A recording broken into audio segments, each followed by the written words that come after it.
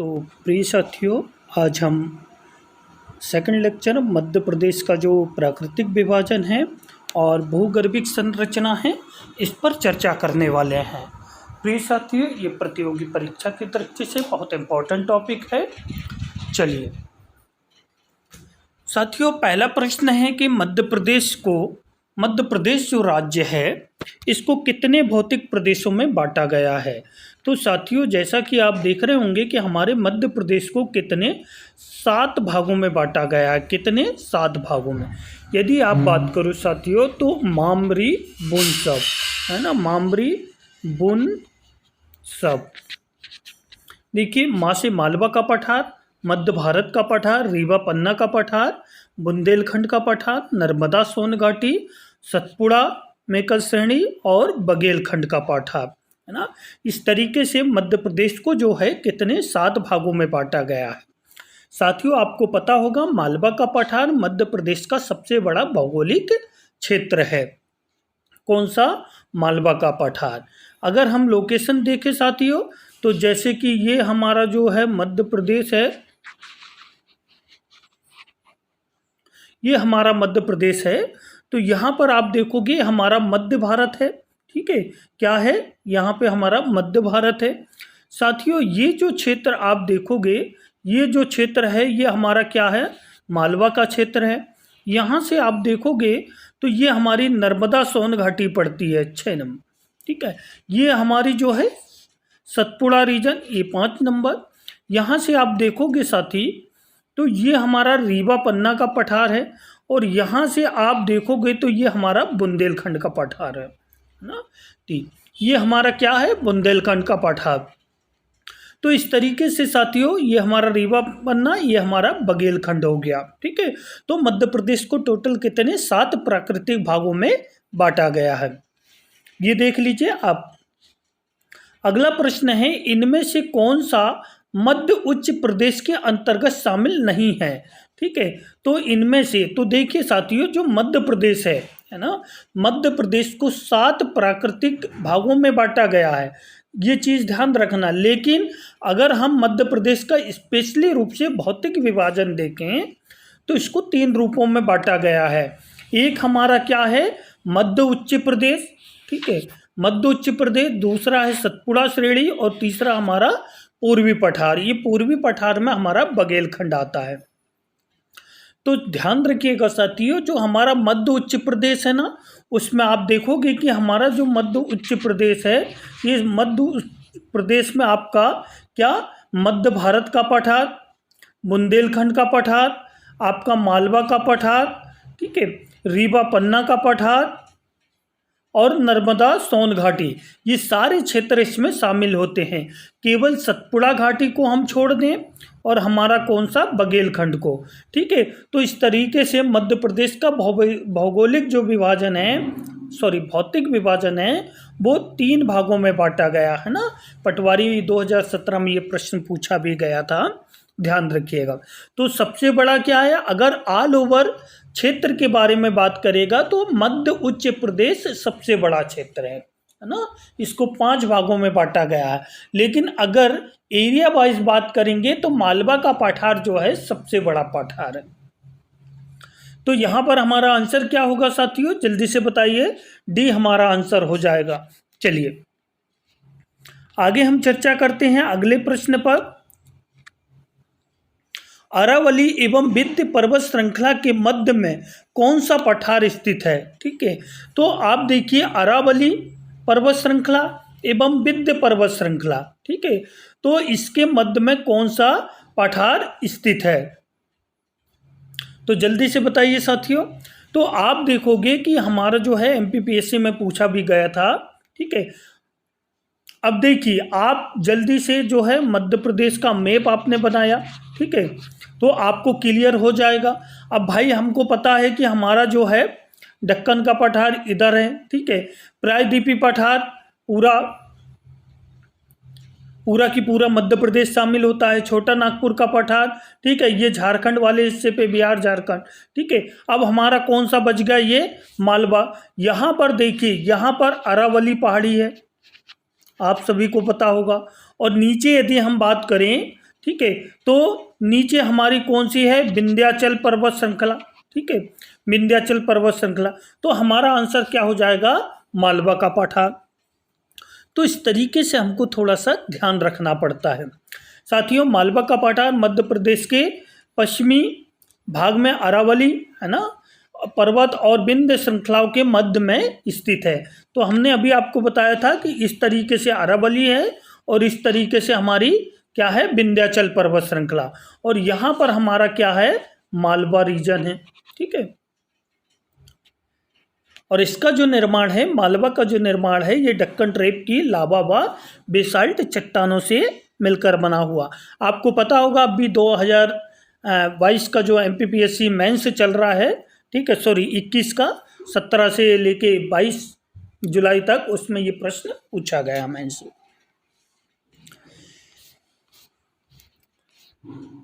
आगे देखिए साथियों, अगला प्रश्न है,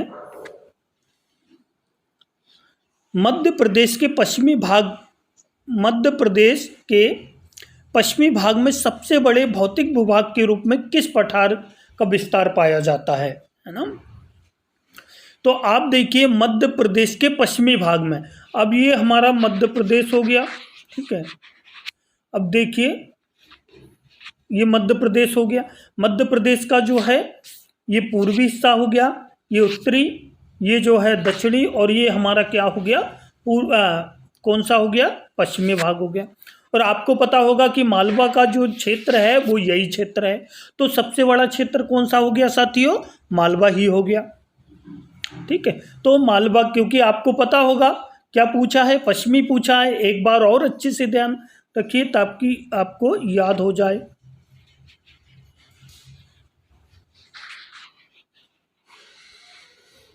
अब ये देख लीजिए, है ना, यहाँ पर हमारा मध्य भारत का पठार कहाँ पर है, ये वाले क्षेत्र में, ठीक है।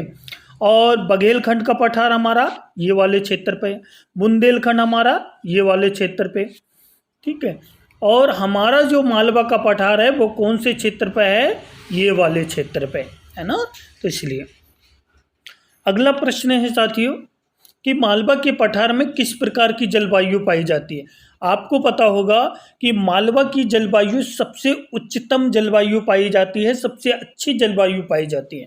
और प्राचीन काल में जब हमारे यहाँ जो विदेशी चीनी यात्री आए थे, जिसमें फाहियान प्रमुख था, उसने विश्व की सर्वश्रेष्ठ जलवायु कहा था किसको, मध्य प्रदेश को। और मध्य प्रदेश के किस क्षेत्र को, मालवा, क्योंकि यहाँ पे सम जलवायु पाई जाती है, अर्थात ना तो ज़्यादा ठंडी होगी ना ज़्यादा गर्मी होगी, एकदम सामान्य।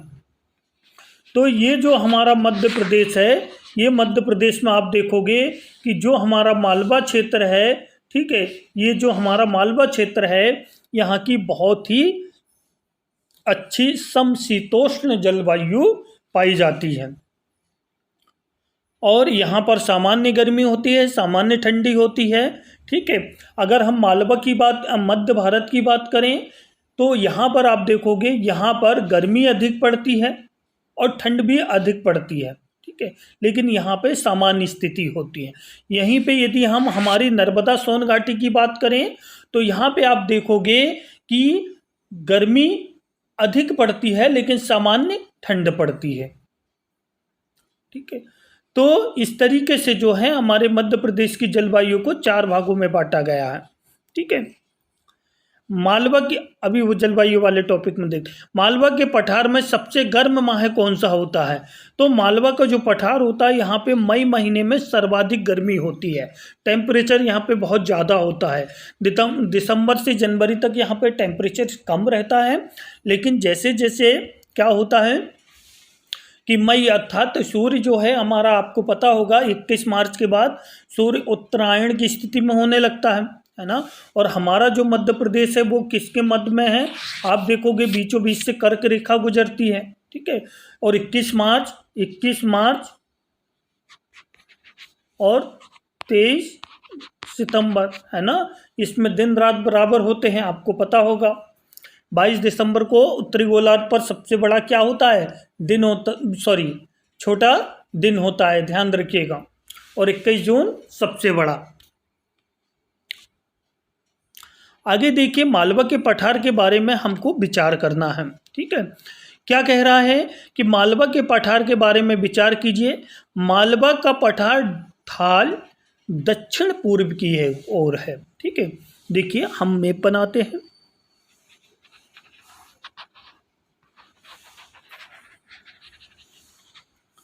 सॉरी,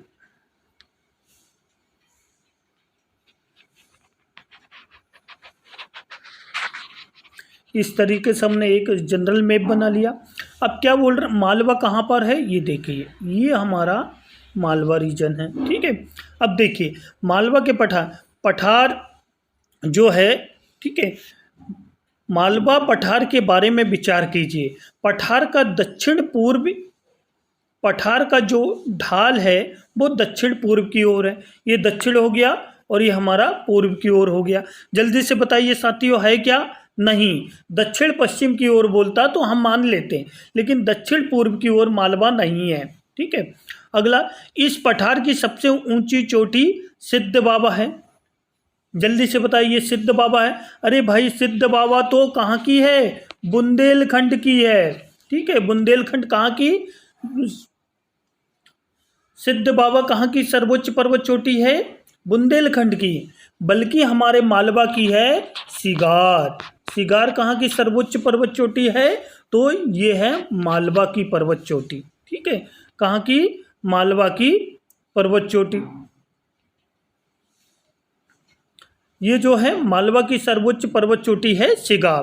ठीक है, आगे हम बात करें साथियों, इस पठार में काली मिट्टी की अधिकता पाई जाती है, तो ये बिल्कुल सही है। ठीक है, मालवा में जो है क्या, काली मिट्टी पाई जाती है यहाँ पर। ठीक है, और अगला प्रश्न क्या पूछा है, पठार के मध्य से कर्क रेखा गुजरती है। बिल्कुल, हमने पढ़ा है कि कर्क रेखा मध्य प्रदेश के 14 जिलों से होकर गुजरती है, जो मध्य प्रदेश को उत्तरी व दक्षिणी मध्य प्रदेश में विभाजित करती है। ठीक है, तो ये इस तरीके से हमारा आंसर क्या हो जाएगा, 3 और 4। ठीक है साथियों, तो मालवा, ये देख लीजिए कुछ फैक्ट है। तो मालवा का पठार क्या है, उत्तर पूर्व की ओर है। ठीक है, मालवा की सर्वोच्च चोटी सिगार है। मालवा काली मिट्टी की अधिकता पाई जाती है। कर्क रेखा गुजरती है, बिल्कुल सही। अब अगला प्रश्न, यहाँ पर मैं कुछ चीजें और आपको क्लियर कर देता हूं साथियों। ठीक है,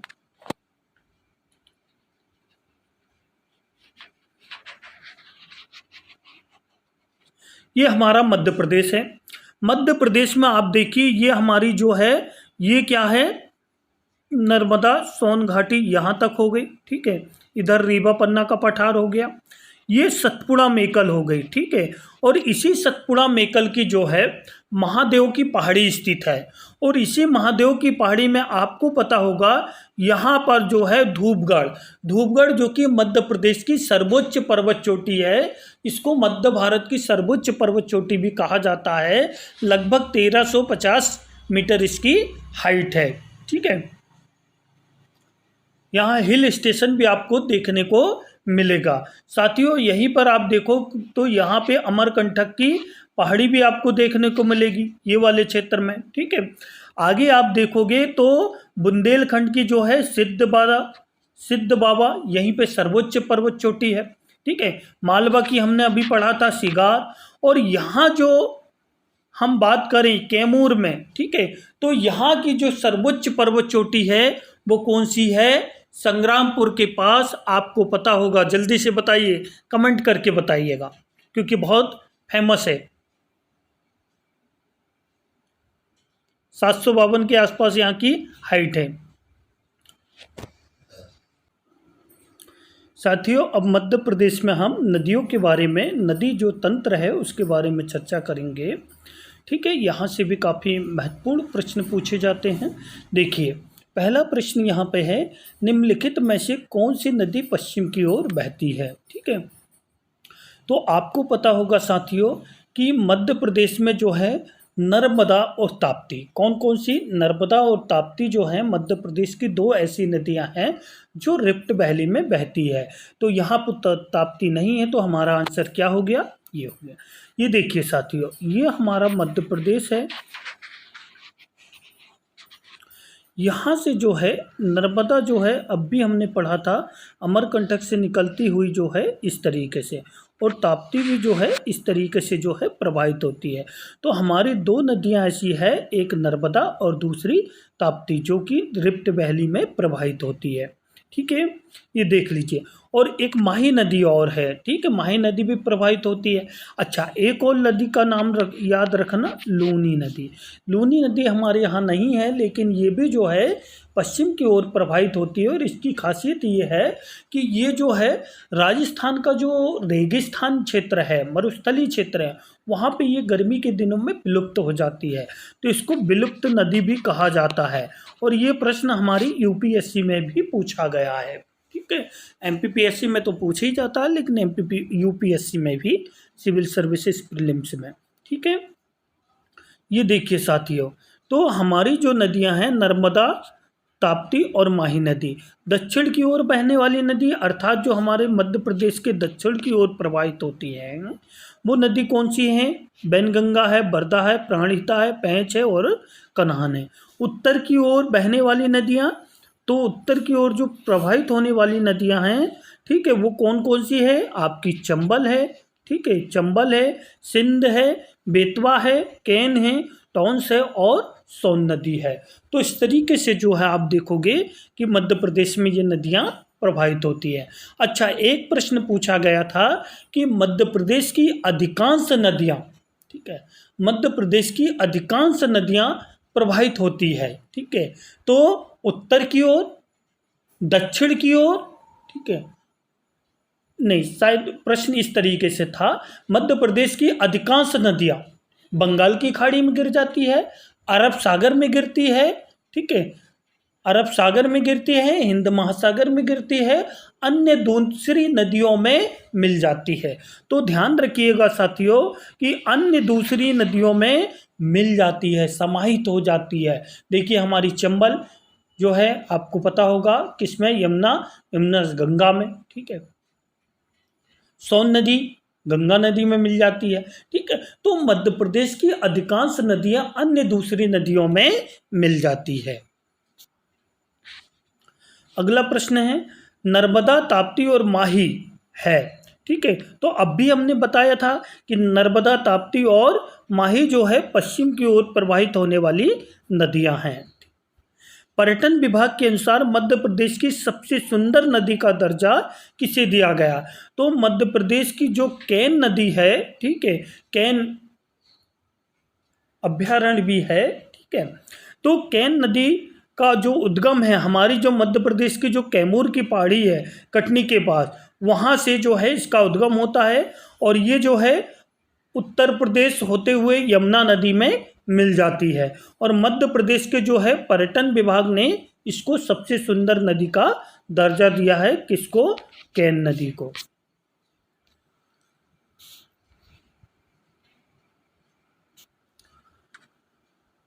साथियों ये देखिए लीजिए, काफी महत्वपूर्ण प्रश्न। यहाँ पे जो है निम्नलिखित पर हमको विचार करना है, ठीक है, तो हमको ये देखना है कि हमारी जो सिंध नदी है, सिंध नदी का उद्गम कहाँ से होता है? तो आपको पता होगा सिंध नदी का लटेरी तहसील विदिशा से, बिल्कुल सही है, ठीक है। पार्वती नदी, ठीक है, पार्वती नदी का जो उद्गम होता है ये कहाँ से? कुमरा गांव रायसेन, नहीं, कुमरा गांव रायसेन किससे, कौन सी नदी का होता है, जल्दी से बताइए। कुमरा गांव रायसेन, अर्थात यहाँ से जो है बेतवा नदी का उद्गम होता है। किसका? बेतवा नदी का उद्गम होता है। तो पार्वती नदी का उद्गम कहाँ से होता है? तो पार्वती नदी का जो उद्गम होता है आष्टा सीहोर से होता है। कहाँ से? सीहोर से। और बैनगंगा मुंडारा सिवनी से निकली है, बिल्कुल सही। केन जो है अब भी अहिर गांव कटनी के पास कैमूर पर्वत श्रृंखला, वहाँ से इसका उद्गम हुआ है। ठीक है साथियों, तो समझ गए आप, एक बार फिर से देख लीजिए। सिंध नदी लटेरी तहसील विदिशा से, पार्वती नदी कुमरा गांव नहीं, आष्टा सीहोर से। कहाँ से? आष्टा सीहोर से, ठीक है, यहाँ से निकली है। ये कुमरा गांव रायसेन से कौन सी नदी निकली है? तो आप कहोगे बेतवा नदी, ठीक है। बैनगंगा मुंडारा सिवनी से निकली है, कैन नदी जो है कटनी से निकली है, यहाँ पर कैमूर की पहाड़ी है, यहीं से ये निकली हुई है। ठीक है साथियों, ये आप डिटेल देख लीजिए। चलिए आगे हम चर्चा करते हैं। अगला प्रश्न है, निम्नलिखित कथनों पर हमको विचार करना है कि कौन सा कथन सही है। तो आप देखोगे शिवना नदी, ठीक है, शिवना नदी जो है काली सिंध की सहायक नदी है। तो आपको ध्यान रखना है कि शिवना नदी काली सिंध की सहायक नदी नहीं है, बल्कि किसकी है, ये चंबल की सहायक नदी है। किसकी? चंबल की। तो अर्थात ये हमारा गलत हो गया। ठीक है, चंबल नदी में बटागुर, चित्रा इंडिका कछुआ की प्रजाति पाई जाती है। तो साथियों ये बिल्कुल सही है। और आपको पता होगा अब जो चंबल क्षेत्र है ये घड़ियाल के लिए भी फेमस है और कछुए के लिए भी फेमस है। ठीक है, और अभी कछुआ की जो तस्करी हो रही थी विदेशों में, यहाँ पे जो है बहुत ज़्यादा जो है तस्करी होती है। ठीक है, तो इसको लेकर काफ़ी संवेदनशील क्षेत्र है ये। ठीक है, बेतवा नदी का उद्गम शिवहर के कुमरा गांव से होता है। नहीं, यहाँ से कौन सी नदी निकलती है? अब भी हमने पढ़ा था, जल्दी से बताइए। शिवना नदी, ठीक है, सॉरी पार्वती नदी। ठीक है, बेतवा नदी का उद्गम शिवहर के कुमरा गांव से है। ठीक है, क्या सही है ये? नहीं है, बेतवा नदी जो है कुमरा गांव रायसेन से है, ना कि सीहोर से। फिर स्नेह जलप्रपात या रनेह जलप्रपात बेतवा नदी पर स्थित है? बिल्कुल नहीं। ठीक है, रनेह जलप्रपात किस पर है? हमारे केन नदी पर स्थित है। ठीक है, तो ये आपको थोड़ा सा देखना था। समझ गए साथियों? तो शिवना नदी चंबल की सहायक है, ना कि काली सिंध की। चंबल नदी में बटागुर, चित्र इंडिका कछुआ प्रजाति की पाई जाती है। बिल्कुल सही। बेतवा नदी का उद्गम कुमरा गांव रायसेन से हुआ है, ना कि सीहोर से। रन्हे जलप्रपात कैन नदी पर है, ना कि बेतवा नदी पर। देखिए अगला प्रश्न पुनः है, आप देखिए जरा क्या है। कैन नदी से संबंधित तथ्यों पर हमको चर्चा करना है, विचार करना है। कैन नदी का उद्गम कैमूर पहाड़ी कटनी से हुआ, जस्ट अभी हमने पढ़ा है। ठीक है, कि कैमूर नदी का जो कैन नदी का उद्गम है कैमूर पहाड़ी से हुआ है, कटनी के पास से। दूसरा, सोनार, गुदेन, मिहिर, मीर हसन, चंद्रावाल इसकी सहायक नदियां हैं। ठीक है, अगर आप देखोगे तो ये सब वाकई में कैन नदी की सहायक नदियां हैं। ठीक है, इसका मुहाना उत्तर प्रदेश के बांदा जिले में गंगा नदी में होता है। ठीक है, नहीं, गंगा नदी में नहीं होता, बल्कि ये किस में होता है? यमुना नदी में। तो इस तरीके से ये हमारा आंसर गलत हो जाएगा। अगला है, पियावन जलप्रपात केन नदी पर स्थित है? नहीं, पियावन जलप्रपात नहीं, बल्कि कौन सा जलप्रपात? रनेह जलप्रपात है कैन नदी पर। पियावन जलप्रपात किस पर है? बिहड़ नदी पर है।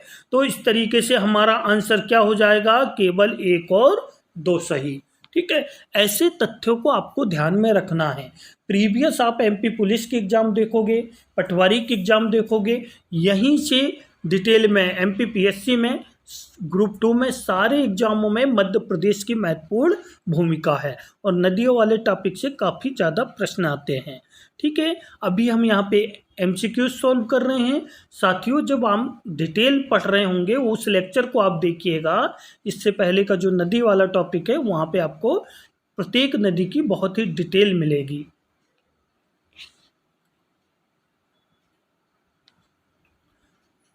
अगला प्रश्न देखिए साथियों, निम्नलिखित इग्मों पर हमको जो है विचार करना है। ठीक है, तो आप देखोगे ताप्ती नदी प्रमुख घाट कौन सा है? राजघाट है, सही है।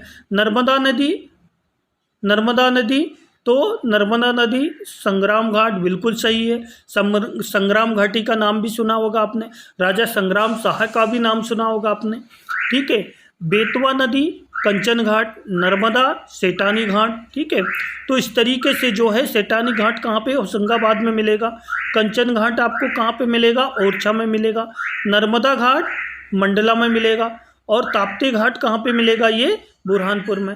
तो ये ध्यान रखिएगा, बहुत इंपॉर्टेंट प्रश्न है।